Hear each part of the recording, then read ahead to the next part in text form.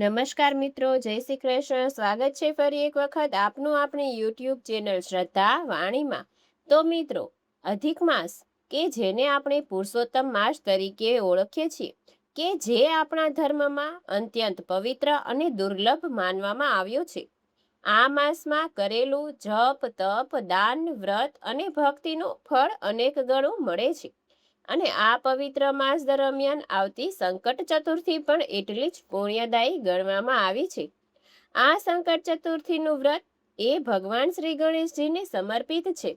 તો આજના આ વિડીયોમાં આપણે આ અધિક માસની સંકટ ચતુર્થીનું વ્રતનું મહાત્મય, વ્રતની વિધિ, વ્રતના નિયમો અને ચંદ્ર દર્શનનું મહત્વ અને સમય જાણીશું.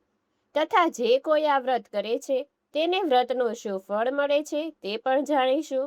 તથા વ્રતનું સંપૂર્ણપણે ફળ આપનારી એવી આ વ્રતની પવિત્ર વ્રત કથા પણ સાંભળીશું. તો અંત સુધી મારી સાથે જોડાયેલા રહેજો. વિડીયો પસંદ આવે તો કોમેન્ટ સેક્શનમાં એક વખત જય શ્રી ગણેશ અવશ્ય લખજો. તો આવો હવે આપણે આ વિડીયોની શરૂઆત કરીએ. કોઈ પણ કાર્યની શુભ શરૂઆત કર્યા પહેલા ગણેશજીનું પૂજન કરવામાં આવે છે. અધિક માસની સંકટ ચતુર્થીએ ભગવાન શ્રી ગણેશજીનું પૂજન કરવાથી જીવનમાં આવતી તમામ બાધાઓ, આર્થિક તકલીફો, માનસિક ચિંતાઓ, પારિવારિક કલેશ અને કાર્યોમાં થતા વિઘ્નો દૂર થાય છે.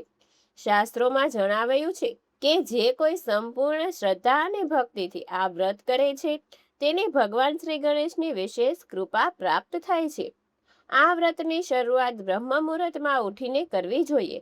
સ્નાનાદિક કાર્યોમાંથી પરવારીને શુદ્ધ વસ્ત્રો ધારણ કરીને ઘરના પૂજા સ્થાન અથવા મંદિરમાં ભગવાન શ્રી ગણેશની પ્રતિમા અથવા ચિત્રની સ્થાપના કરી શક્ય હોય તો લાલ કપડાં કે પીળા રંગનું આસન પાથરીને તેના ઉપર ગણેશજીની મૂર્તિને બિરાજમાન કરી પૂજાની શરૂઆત સંકલ્પથી કરવી અને સંકલ્પ કરતી વખતે ભગવાન ગણેશજીને પ્રાર્થના કરવાની કે હે વિઘ્નહર્તા, હે ગણપતિ બાપા, હું આપની કૃપા પ્રાપ્ત કરવા માટે અને મારા જીવનમાં તમામ કષ્ટો, સંકટો દૂર કરવા માટે આપનું આ સંકટ ચતુર્થીના વ્રતનું વિધિ વિધાનપૂર્વક વ્રત કરી રહી છું.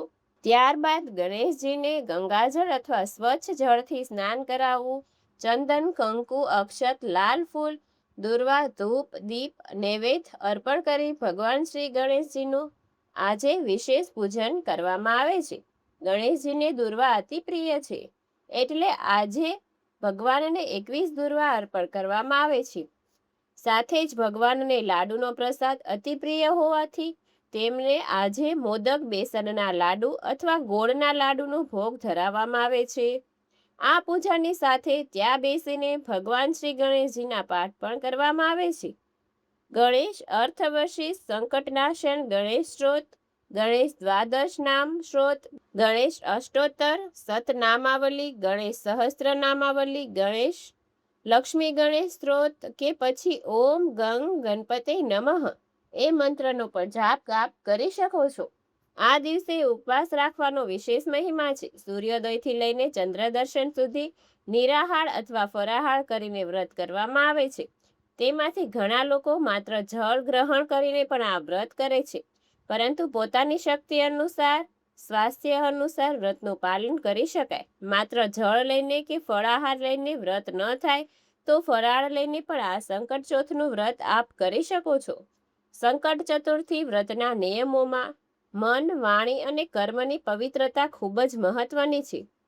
આ દિવસે કોઈની નિંદા ન કરવી, ક્રોધ ન કરવો, અસત્ય ન બોલવું કે કોઈને દુઃખ ન પહોંચાડવું. આજે બ્રહ્મચર્યનું પાલન કરવું. તામસિંગ આહાર, માંસાહાર, મદિરા કે નશીલા પદાર્થોનું સેવન ન કરવું.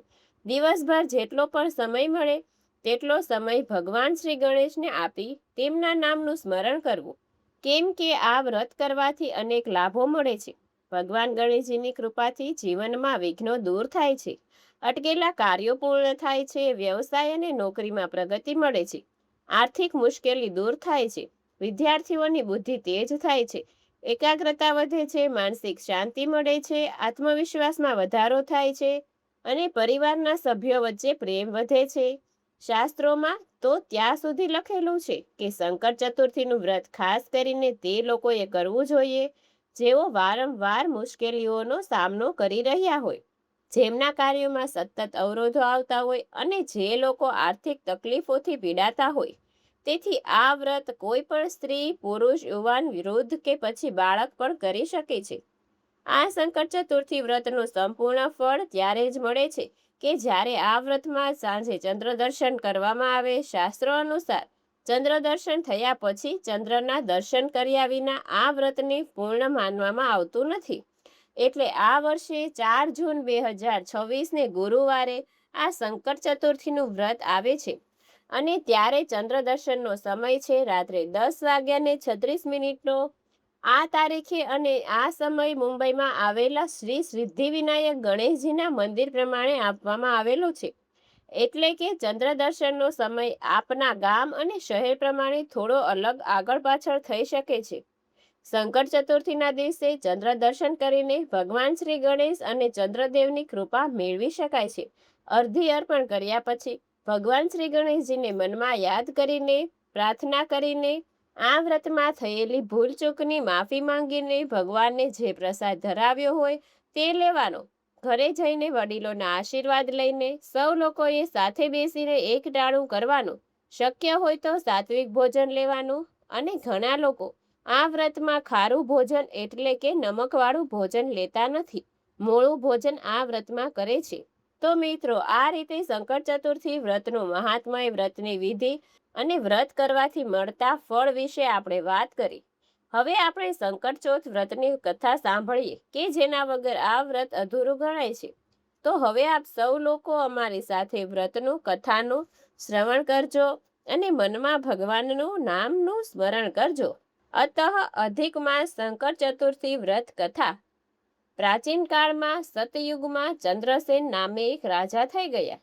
તે રાણી સહિત પોતાના પરિવાર સાથે આનંદપૂર્વક રહેતા હતા.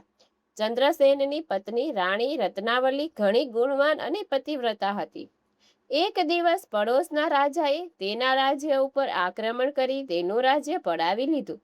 આથી રાજા ચંદ્રસેન પોતાની પત્ની રત્નાવલી સાથે રાજ્ય છોડી જંગલમાં ચાલ્યો ગયો.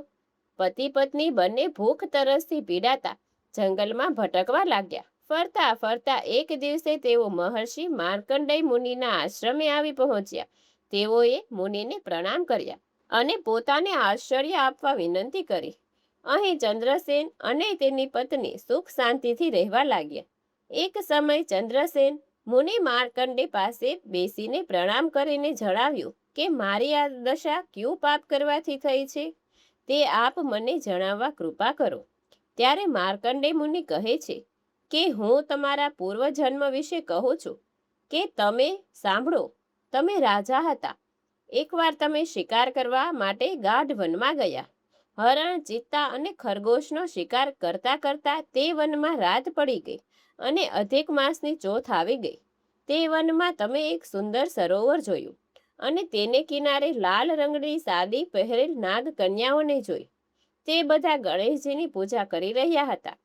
આ જોઈ તમને ઘણું આશ્ચર્ય થયું અને તમે તેમની નજીક જઈને પૂછ્યું કે દેવીઓ, તમે ગણેશજીની જે પૂજા કરો છો તે કેવી રીતે કરવી જોઈએ તેનું મને માર્ગદર્શન આપો. તેમજ આ ગણેશ પૂજનથી શું લાભ થઈ શકે છે તે પણ જણાવો, કેમ કે હું પણ ગણેશ પૂજન કરવાની ઈચ્છા રાખું છું. આથી નાગકન્યાઓએ કહ્યું કે તમારે ગણેશજીની પૂજા કરવી જોઈએ. આનાથી બધા પ્રકારની સિદ્ધિઓ તમે હાંસલ કરી શકશો. તેમજ હંમેશા શાંતિ, પુષ્ટિ, સુખ, સંતાન અને ધનની વૃદ્ધિ થશે. ત્યારે તમે પૂછ્યું કે હે નાગકન્યાઓ, ગણેશજીની પૂજા કયા મહિનામાં અને કઈ તિથિએ કરવી જોઈએ? તેમાં કઈ વસ્તુનું દાન દેવું જોઈએ? તેની પૂજન વિધિ કેવી રીતે કરવી? આદિ સઘળું મને જણાવો. નાગકન્યાએ કહ્યું કે રાજન, અધિક માસની કૃષ્ણ પક્ષની ચોથે ચંદ્રોદય થતા વિધિ સહિત વિઘ્ન વિનાયક ગણેશજીનું પૂજન કરવું જોઈએ. પોતાની શક્તિ અનુસાર ભક્તિભાવથી પૂજન કરવું. ગણેશજીને પંચામૃતથી નવડાવી, લાલ પુષ્પ ચડાવી, ગંધ પુષ્પ, ધૂપ, દીપ, નૈવેદ્ય, દુર્વા, 2 વસ્ત્ર અને સુગંધિત દ્રવ્ય ચડાવવું.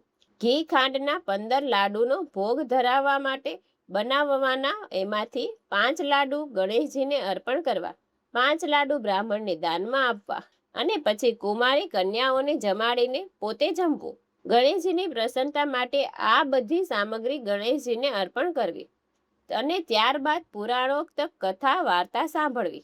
આમ કરવાથી વ્રત ધારકની બધી ઈચ્છાઓ પૂર્ણ થાય છે.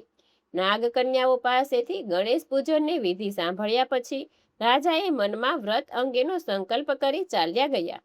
રાજાએ તે મુજબ વ્રત કર્યું. તેથી ગણેશજીની તેના ઉપર પ્રસન્ન થઈ તેને પુત્ર ધન ધાન્યથી સમૃદ્ધ કર્યા. પરંતુ કેટલાક સમય પછી અભિમાનમાં આવી વ્રત કરવાનું ભૂલી ગયા અને સમય આવે રાજાનું મૃત્યુ થયું. હે રાજન, ગયા જન્મમાં તમે કરેલ ગણેશ પૂજનના પ્રભાવે કરી આ જન્મમાં પણ તમારો જન્મ રાજવંશમાં થયો. તમે રાજા બન્યા, પણ ગયા જન્મમાં તમે ગણેશ પૂજન કરવાનું છોડી દીધેલ. તેને કારણે તમારે રાજગાદી છોડવી પડી અને ઠેર ઠેર ભટકવાનો વારો આવ્યો. રાજાએ કહ્યું કે હે મુનિશ્રી, હવે શું કરવું કે જેથી મારું હાલનું સંકટ દૂર થાય, તમે જ મને સુખ શાંતિ મળે. માર્કંડ મુનિએ કહ્યું કે રાજન, પૂર્વજન્મમાં જેમ તમે ગણેશજીનું પૂજન કરેલ તેમ આ જન્મમાં કરવાનું શરૂ કરો. આનાથી તમારું સઘળું દુઃખ સંકટ દૂર થશે અને તમારું રાજ્ય પાછું મેળવી શકશો. રાજાને સાચી જાણકારી મળતા તેમણે ત્યાં જ ગણેશ ચતુર્થીનું વ્રત કરી વિધિસર પૂજન વિધિ કરી ગણેશજીને પ્રસન્ન કર્યા અને ગણેશજીની પ્રસન્નતા પ્રાપ્ત થતા ચંદ્રસેન રાજાને પાછું પોતાનું રાજ્ય પ્રાપ્ત થયું અને પછી તે પોતાના કુટુંબ પરિવાર અને સુખ શાંતિથી રહેવા લાગ્યો. હે ભગવાન શ્રી ગણેશ, હે વિઘ્નહર્તા, હે સંકટહર્તા, તમે જેવી રીતે રાજાને ફળ્યા એવું જ તમારું આ વ્રત કરનાર, વ્રત કથા સાંભળનાર, વિડીયો જોનાર સાંભળનાર સૌ કોઈને ફળજો. તેમની મનોકામના પૂર્ણ કરજો એવી જ આપના ચરણોમાં અમારી પ્રાર્થના છે. તો મિત્રો, આજના આ વિડીયોમાં આપણે અધિક માસ જેઠ માસની કૃષ્ણ પક્ષની સંકટ ચતુર્થી વ્રતનો મહિમા, વ્રતની વિધિ અને વ્રતની કથા સાંભળી. આશા છે કે આપ સૌ લોકોએ મારી સાથે સાંભળી હશે. તો આ વિડીયો પસંદ આવ્યો હોય તો લાઈક કરી તમારા મિત્રોને મોકલી, અમારી ચેનલમાં નવા હોય તો સબસ્ક્રાઈબ કરવાનું ભૂલતા નહીં કે જેથી આવનારા અવનવા વિડીયો આપને મળતા રહે. ફરી મળીશું નવા વિડીયોમાં. ત્યાં સુધી આપ સૌ લોકોને અમારી ચેનલના જય શ્રી કૃષ્ણ. ધન્યવાદ.